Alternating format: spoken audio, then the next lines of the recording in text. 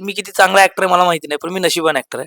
कारण मला त्या चांगल्या चांगल्या ठिकाणी प्लेसमेंट मिळालेली आहे. म्हणजे तू आता आता तुझ्या लुकबद्दल बोललीस, उस्मान खिल्लारी. ते दिग्दर्शकाचं एक विजन आहे, की आपण सिद्धार्थ जाधवला असं प्रेझेंट करू.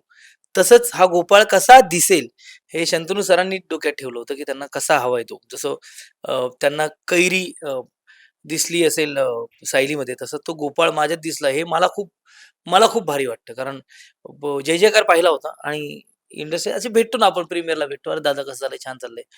पण एके दिवशी त्याने मला सांगितलं, की एक सिनेमा करतोय आणि एका सिनेमात रोल करायचा आहे. तर मी बोललो, "मी करतो."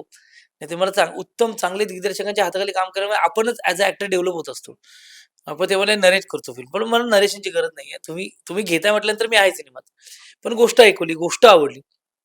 प्लेसमेंट कमाल आहे त्या ह्याची आणि ते म्हणाले, की "आम्ही तुम्हाला छान प्रेझेंट करू." मग तो गोपाळ जरी बाह्य स्वरूपी तुला वेण्या घातलेला कारण तो त्या त्या विभागातला, त्या देशाला किंवा त्या परदेशाला रिप्रेझेंट करतो. पण आहे मातीतला पोरगा, आहे कोकणातला पोरगा, माणुसकी जपणारा पोरगा आहे. तर हे कॅरेक्टर कुठेतरी सिमिलर पण होतं ना आपल्याला ॲज अ पर्सन म्हणून पण. त्यामुळे ते परफॉर्म करताना मजा आली. आणि मजा येते गं खरं सांगतो, की मी खूप ह्या प्रोसेसच्या निमित्ताने मला पण एक वेगळी एनर्जी मिळाली. आणि आत्ता मी ज्या एनर्जीने बोलतोय ती एनर्जी अगोदरच्या प्रमोशनच्या प्रत्येक सिनेमाला एक वेगळी एनर्जी लागते.